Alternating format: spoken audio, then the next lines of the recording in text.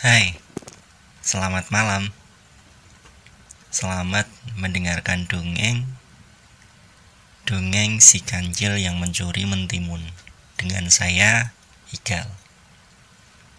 Cerita ini dimulai dari suatu hari yang sangat terik oleh sinar matahari.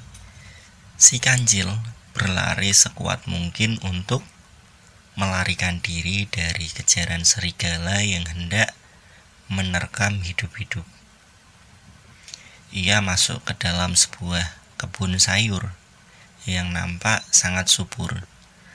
Setelah menggali lubang untuk masuk ke dalam kebun yang dipagari itu, si kancil bersembunyi di sana dalam beberapa menit yang amat mencekam. Ketika memastikan serigala telah melewati kebun, tanpa berpikir lagi, kancil sedang bersembunyi di sana.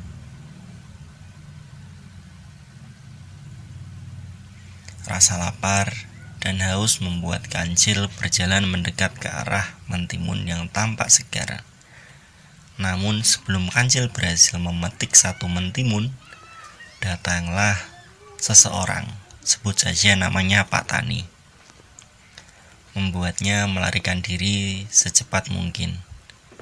Keesokan harinya, kancil masih menginginkan mentimun itu yang dilihatnya semalam. Dari kejauhan, kancil mengamati dengan teliti. Kebun sayur itu masih tampak kosong. Tanpa membuang-buang waktu lagi, kancil segera menyelinap masuk. Ia memetik 3 buah mentimun dan melahapnya di pinggir kebun. Kancil mengulangi hal tersebut selama 3 hari berturut-turut. Pak Tani mulai curiga bahwa ada yang tidak beres dengan kebunnya. Dia melihat banyak mentimun yang sudah rusak dan hilang tanpa sebab.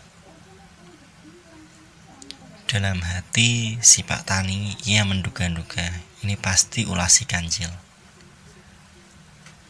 Kancil memang terkenal sebagai pembuat ulah yang kerap mencuri sayuran dan buah. Pak Tani yang geram dengan ulah kancil mulai menyusun rencana untuk menangkap si kancil. Pak Tani menemukan lubang yang menjadi jalan masuk bagi si kancil untuk menyelinap ke kebunnya. Dengan cepat, Pak Tani menggali lubang yang lebih dalam di dekat lubang yang digali oleh si kancil. Jadi di sana ada 2 lubang, yaitu lubang yang dibuat si kancil dan lubang yang dibuat oleh Pak Tani. Setelah ia menutup lubang itu dengan kayu dan dedaunan, Pak Tani tersenyum puas melihat perangkap yang telah ia buat untuk menjebak si kancil pada saat si kancil nantinya datang lagi ke kebunnya. Ia pulang ke rumahnya dengan yakin bahwa kancil akan masuk ke dalam perangkapnya esok hari. Keyakinan Pak Tani membuahkan hasil yang diharapkan ketika keesokan harinya, kancil berusaha menyelinap masuk ke dalam kebunnya. Sebelum kancil masuk ke dalam lubang yang ia gali pada beberapa hari yang lalu, kancil terlebih dahulu masuk ke dalam perangkap lubang yang dibuat oleh Pak Tani. Dia terperosok jatuh ke dalam lubang yang dibuat oleh Pak Tani itu. Kancil yang berpikir keras untuk menemukan cara melarikan diri, pikiran cerdiknya mulai bekerja ketika melihat dari kejauhan kura-kura mendekat ke arah lubang yang menerkam kancil. Dia pun segera memanggil kura-kura yang lewat itu. Tanya si kura-kura, "Hai kancil, kenapa kau di sana?" Kancil menjawab, "Aku sedang berdoa dan berlindung. Besok adalah hari yang sangat buruk. besok akan dilanda bencana alam. Kura-kura begitu saja mempercayai ucapan si kancil. Setelahnya ia masuk ke dalam lubang perangkap itu. Oke, kalau begitu aku ikut berlindung bersamamu. Dan terima kasih sudah memberikan kabar ini kepadaku, kancil. Si kancil menjawab, ya sama-sama, dengan senyum jahatnya.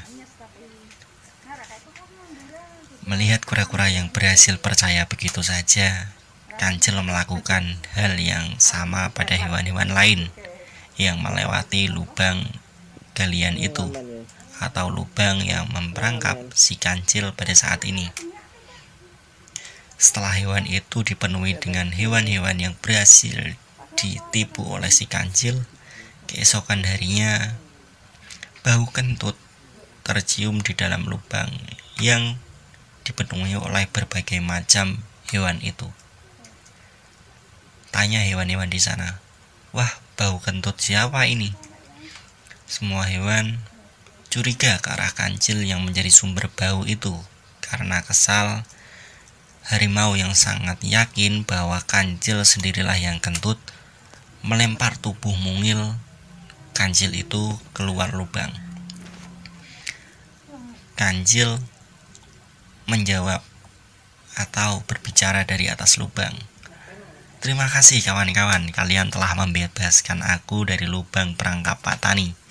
Semua hewan yang mendengar perkataan si kancil, mereka semua terheran, mereka semua marah di dalam lubang yang dibuat oleh perangkap Pak Tani itu dan berkata, dasar kau licik.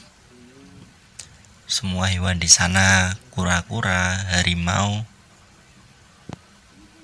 dan berbagai hewan lainnya memarahi si kancil. Maafkan aku. Dengan cepat kancil berlari melarikan diri. Ia berlari sangat kencang dan jauh hingga jejaknya tidak tampak lagi oleh hewan-hewan lain di hutan. Selesai. Amanah yang dapat kita ambil dari cerita itu adalah tidak semua perkataan yang dikatakan oleh orang tentang suatu hal yang baik itu selalu bermakna baik. Kadang itu bermakna sebaliknya, seperti si kancil. Dia berkata, bersembunyilah di lubang ini karena besok akan terjadi hari buruk. Ternyata ucapan atau nasihat itu memiliki arti yang berbeda, memiliki arti untuk menjebak teman-temannya dan membebaskannya dari perangkap yang dibuat Pak Tani. Sekian cerita ini, sampai berjumpa di episode berikutnya. Masih dengan saya, Iqal.